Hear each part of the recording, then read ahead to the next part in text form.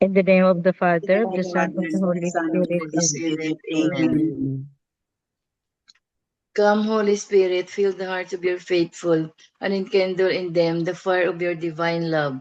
Send forth your Spirit, and they shall be created, and you shall renew the face of the earth. O God, who by the light of the Holy Spirit did instruct the hearts of the faithful, grant us by the same Holy Spirit to release what is right and just, always to rejoice in his consolation through Christ our Lord. Amen. Amen. Amen. Amen. The reading from the Holy Gospel according to Mark. Glory to Glory you, to O you, Lord. Lord. Again, Jesus left the district of Tyre and went by way of Sidon to the Sea of Galilee, into the district of the Decapolis. And people brought to him a deaf man who had a speech impediment, and begged him to lay his hand on him. He took him off by himself away from the crowd. He put his finger into the man's ears, and spitting, touched his tongue. Then he looked up to heaven and groaned, and said to him, Ephata, that is, be open. And immediately the man's ears were opened. His speech impediment was removed, and he spoke plainly. He ordered them not to tell anyone, but the more he ordered them not to, the more they proclaimed it. They were exceedingly astonished. Then they said, He has done all things well. He makes the deaf hear and the mute speak. The Gospel of the Lord. Praise to Praise to you, Praise you, to the Lord Lord Lord Jesus Jesus Jesus Christ. Christ. Christ.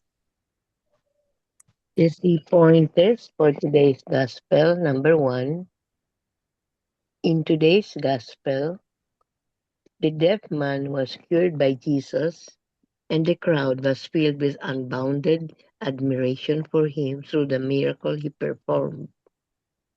They then began proclaiming and praising Jesus to all peoples. Number 2, if we dare to open our hearts to encounter Jesus, His Spirit that is within us will surely bless us with a life-changing experience. Number 3, Jesus also desires to heal us and free us from all these obstacles that are preventing us from proclaiming and praising Him to others, especially to those who are hurting and helpless. Have you brought anyone to Jesus lately? Amen. Amen. Amen. Amen. Thank you very much, Peter. So today's Welcome. gospel, no, yeah. So today's gospel is about the healing of this deaf mute man. In one of the homilies that I have watched, no, we are many of us, in one way or another, are deaf. We have deafness and the deafness and the muteness in us once in a while. Deafness that we are deaf no, or we have this inability or refusal to hear the words of God, or to hear God's words, and then we become mute if we refuse, or we don't spread the good news. So we are deaf and we are mute, just like this man. So we are also spiritually deaf and mute once in a while, in one way or another. Tito Mans, you have something? Hindi ko marinig, pakilakas.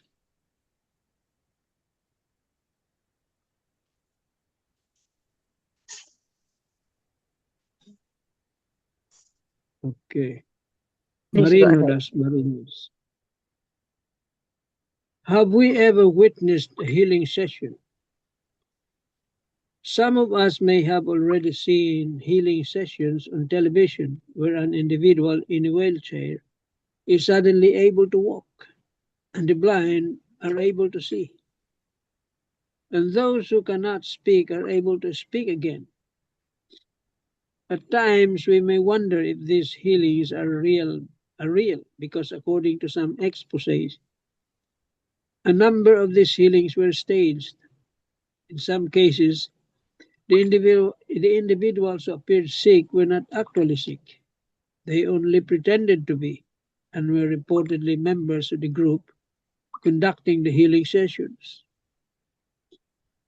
In the Gospel, however, we are presented with an authentic and deeply personal healing performed by Jesus.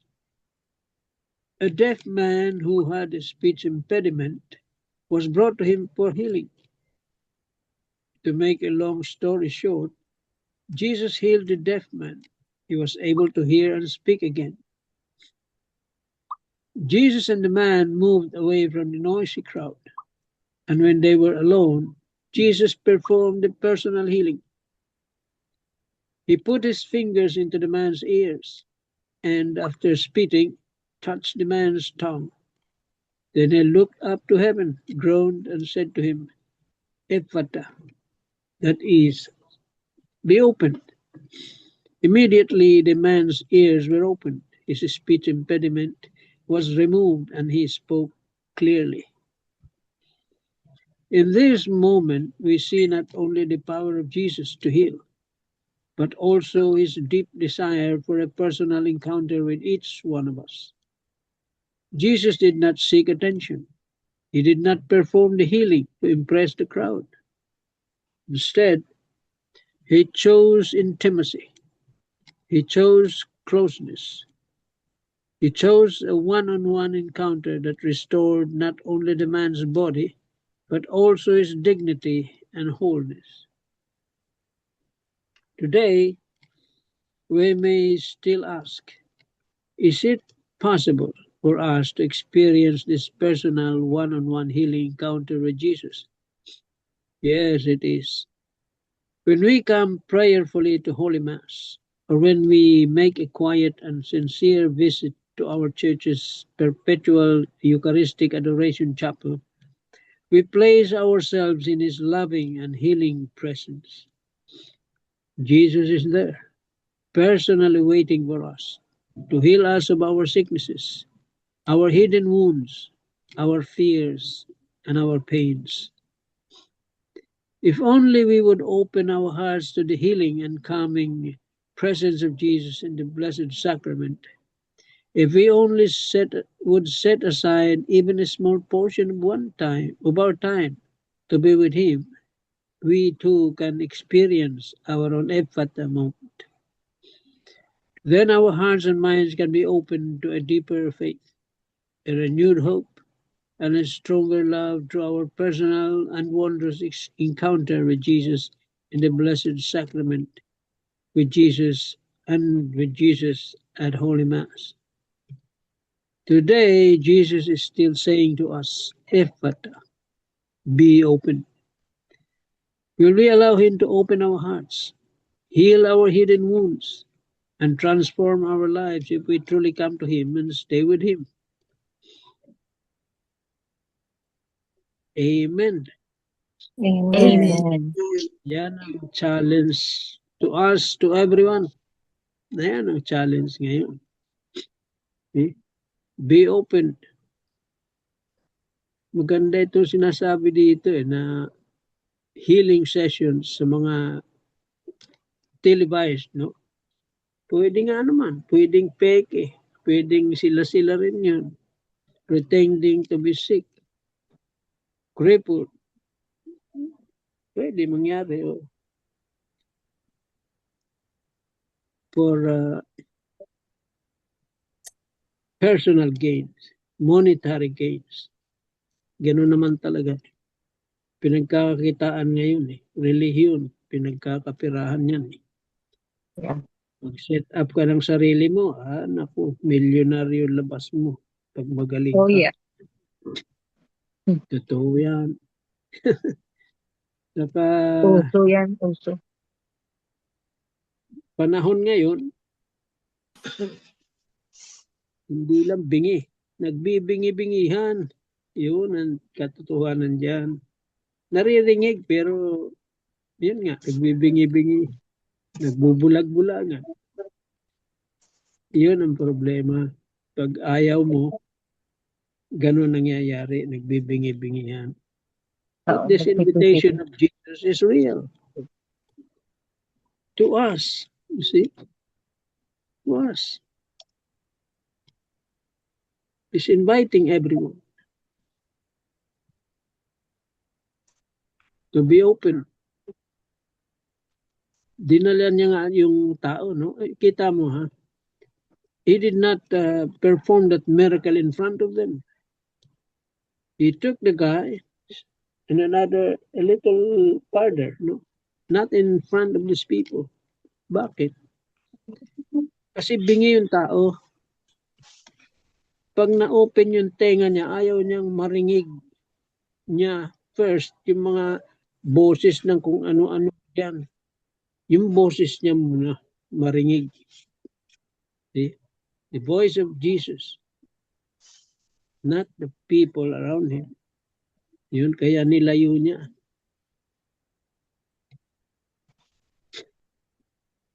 And mabigat ito na invitation, ha? Kasi it requires really a real sacrifice. Your time, your effort, your money. Yun. So, huwag tayo magbingi-bingihan pag inimbita tayo ni Lord. Let us answer with a yes.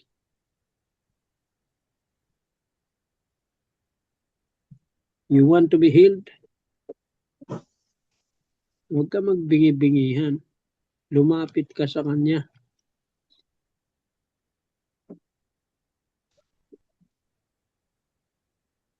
Kasi ang mga sakit-sakit na yan, hindi naman galing kay God yan. Galing yan sa evil spirit, evil one. Papadala ba si Lord ng sakit sa'yo? Hindi. Siya nga nagpapagaling. Yun. Yeah, amen tayo dyan. Amen. Amen. Yeah. Thank you very much, Tito Mans. Yun ang laro ng iba nagbibingi-bingihan, nagbulag-bulagan, pipi-pipihan. Just like this person sa today's gospel natin, deaf and mute. Pero once in a while, lahat tayo is deaf and mute. Yeah. Once in a while, some of us. Sabit, you have something? Okay. Uh, the gospel, no? The gospel, sin, scatters, silences. Christ gathers and restores. Let him say it pata over our closed hearts, listening again to his word and speaking again his praise. We become living stones of the kingdom.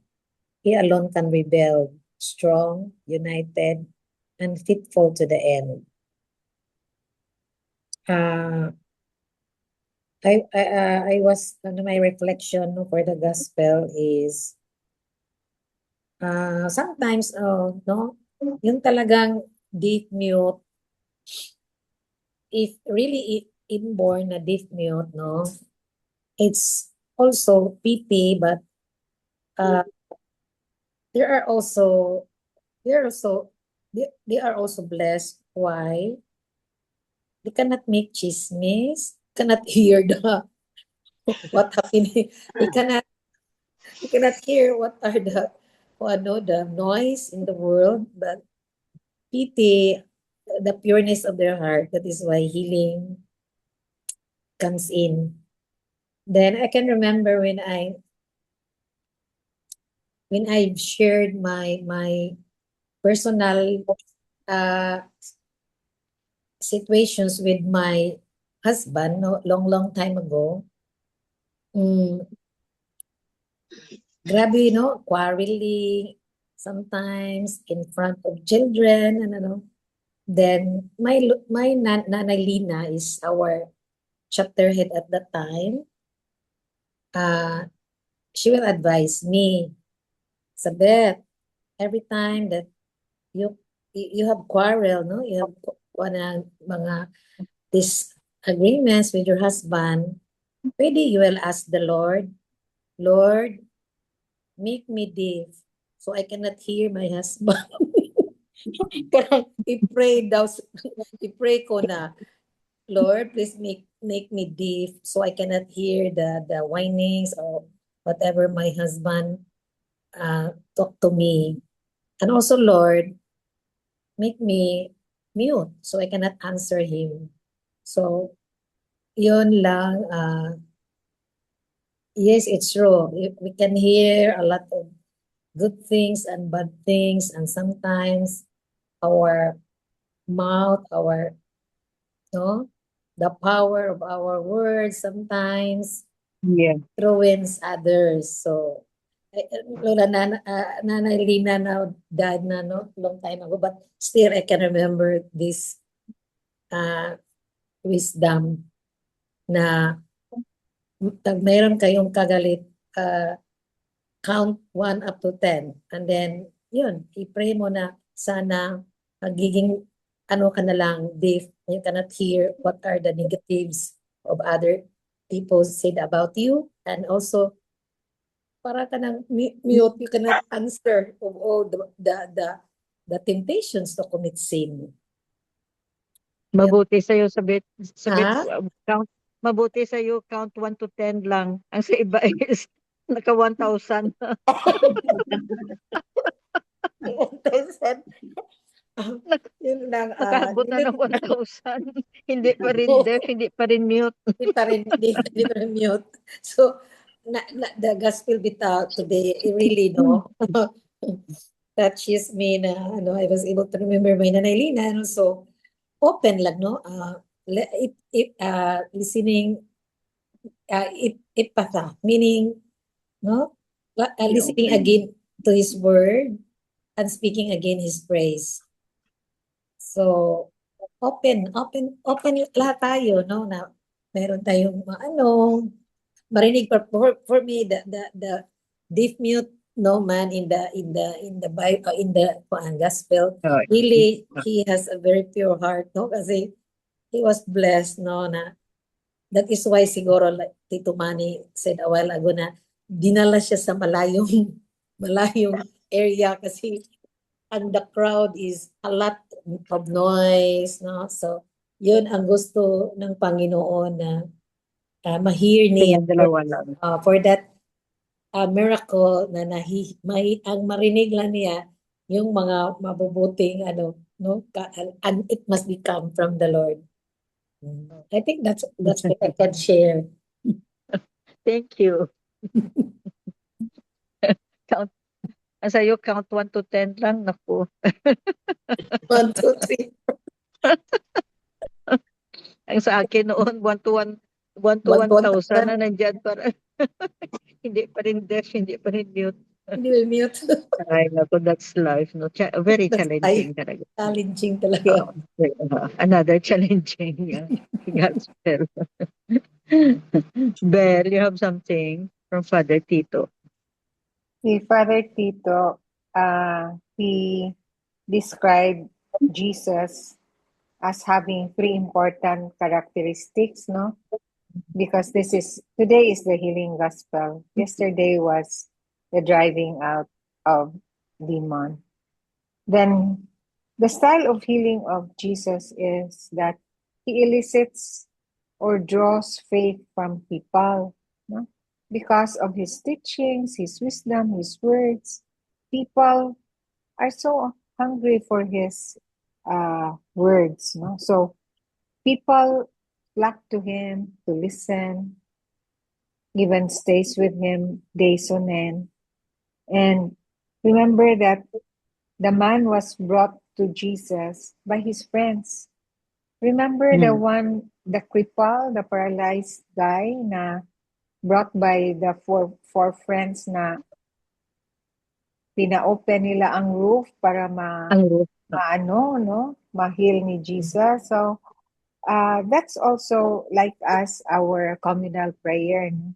So, the friends of a sick person, usually a group of friends, they usually were the ones who brought the sick person to the presence of our Lord. No? So,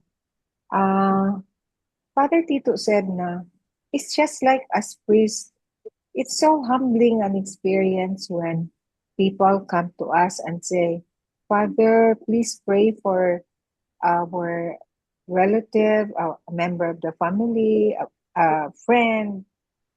So they feel so humbling daw, no? Because people come to them and ask for their prayers. So it's just like the friends or the families are part of relations to Christ. No? So that's the ministry of our church too. To those we extend our prayers, our help to those in need. So we intercede in a way for these sick people to come into the presence of God, to come into the presence of the priest who are representatives of Jesus. No? Then I remembered, di ba, when a sick friend of ours like Claire, no? So we go to Claire and ask our friend priest to come also to anoint Claire, to anoint our friends, and have the confession and be prayed over, no? So the priests are so happy also when we do that, when we request them to pray over our friends or to pray over us even. No? So the second point is how the Lord took the sick man into a private space, because this very act of the Lord is always the healing of Jesus by Jesus is always a personal act, no? Parang data privacy act kung sa hospital pa natin, no?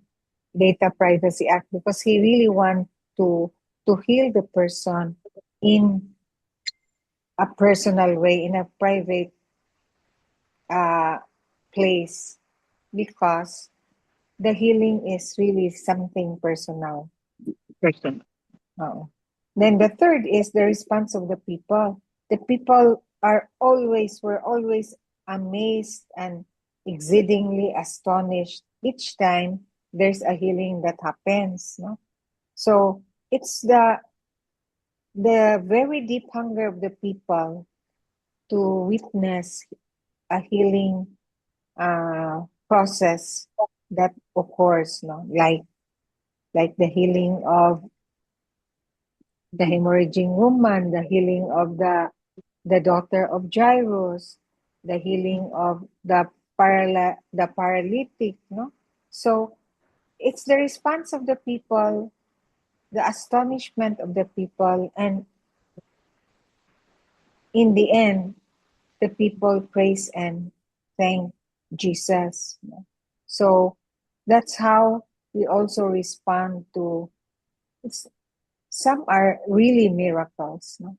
Oh, the healing of our friends, or the healing of our those who are not even related to us, but we knew that they were healed. And you will really be amazed and astonished at what Jesus did to them. Amen. Have you Amen. been have you been to a healing mass wherein you can really see those in wheelchair who are wheelchair bound I and have they really experience. walk? No, Oo. I have I have experienced experienced that. oh, Father cerebral Suarez, yung palsy. namatay? Yeah, Oh. yeah, ako din. No, Father not Suarez ba? Yung ang namatay sa na akin healing is priest. Father Ligaspe. Before I went to the US, I have experienced cerebral palsy right in front of me, from Wa- twisted um upper extremities Fingers. especially. Talagang nakita ko na nag-relax. Na-stretch. Oh. Nag-relax ang hand niya, nag-relax. And then she stood up. She stood up and walk. Walk na baby walk ba? Baby walk. Kasi ano siya eh, I think ang nakapajama siya, I think. Contracted lower Oh, extremity. and atrophied pa siguro. Mm. Pero at least nakatindog Disease siya. atrophy. She stood up and started walking. So, grabe. Right in front of me, nakita ko talaga how nag-relax ang ano niya, ang muscles niya, ang joints niya, ang mga twisted joints, Contracted. Mm. contracted, oo. Nag-relax. So, that was Father Ligaspi. Mm. Ako si Father So, Suarez. so yun. So blessed, no, to have Yeah, witnessed instant. this. Instant Instant, and then healing. Mm. we really know that it was a miracle, because, well, of course, Miracle. we understand how contracted the cerebral palsy patients are. And then nakita na right in front of me, nag-relax ang ano niya, ang extremities, and started walking. So Amazing. amazing. And God is everywhere. God is everywhere, and He listens to us. And then what impressed me is that when that lady started moving, and trying her best to stand up, no, from her wheelchair. The whole Haro Cathedral was full packed of people, and then they started praying in tongues. Everybody started, yung marunong mag-pray in tongues, they prayed in tongues. Angelic sound. Sabi ko, oh my God, ito siguro ang heavenly sound. Heaven. Heavenly sound talaga, na the all the people who know. So, well, siguro hindi lang tongues, ang praising na all together, no. My God, nagatindog ang balahibo ko sa sound na parang it came from heaven, the sound. All Heaven. together praising the Lord. Yun ang naano ko. Beautiful experience sa Haro Cathedral. So blessed really to have witnessed this miracle in front of. Amen. So, any Amen. other piece Amen. of your thought? Or Well, wisdom? we too can heal. See, it is a gift. May mga gifted na mga tao. They can heal. That's the mission. See? So they have to use it. We also can heal in some other way. Maybe not miraculously, not instantly, but we can heal through prayers. Maraming paraan ang Diyos. Okay? That is also Tito Man's Father Darwin, no, in his homily na even us have the one give healing power if we know how to apply it in our day-to-day. In the name of Jesus. Yeah, that's true. In the name of Jesus. So, lahat tayo we have the gift, kaya lang it depends on our faith, kasi dapat may faith tayo. When we witness these miracles, healing miracles, it increases a person's faith. Nagpapa-increase yan eh. Yeah. Faith ng isang tao. And you will notice, siguro alam ng mga doctors to, no? That a mute person is at the same time deaf. See? Hindi pa niya. Magkasama yan eh. Kasi hindi mo Pares na yan eh. kailangan ng speech dyan kasi hindi mo na maririnig eh. Yeah. So, deaf and Pares mute, yan sila. Pair. magkasama Kung yun. deaf ka, mute ka. Kung mute ka, deaf Oo. ka.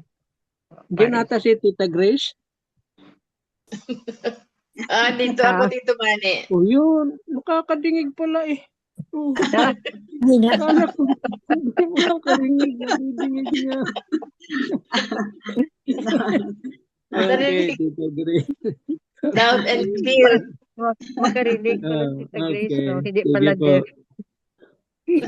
Amen na tayo dyan. Oh, meron tayong bag. Eh. Ngayon maaga nag-Valentine. Oh, nakapula. Happy Valentine's, no? To us all.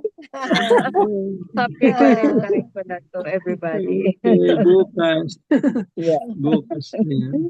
Yeah. So, Okay, amen na tayo dyan. amen. So Amen. that ends our gospel reflections for today, no? Another beautiful gospel, beautiful meaning, and really very applicable sa modern life natin. So whatever happened during those biblical days, whatever Jesus has taught them, it is also taught to us. So we're so blessed, no, to have this really the knowledge, no, and the knowledge of the gospel and the message of the gospel. Praise and thank the Lord. Amen. Amen. Amen. Amiga Belen. Lord our God, we come before you in the great name of Jesus Christ. Thank you that while we are still living on earth, you give us hope and joy. Let this attitude arise in many so that we may be Christians, not only in words and thoughts, but Christians at heart, loving our neighbors. In Jesus' name, amen. Amen. Amen. And all together, please. Glory be to the be Father, the Father, and to the Son, and to the Holy Spirit, as as it it was was in the in the beginning, beginning, is now, and now, ever and shall ever be, shall be, world world without without end. end. Father, and to Amen. the Son, and to the Holy Father, Spirit, Son, Holy Spirit. and the Amen. Holy Church. Amen. Thank you very Amen. much. Happy Valentine for Bye. tomorrow. Amen. Yeah, see you tomorrow. Amen. Tomorrow Happy again.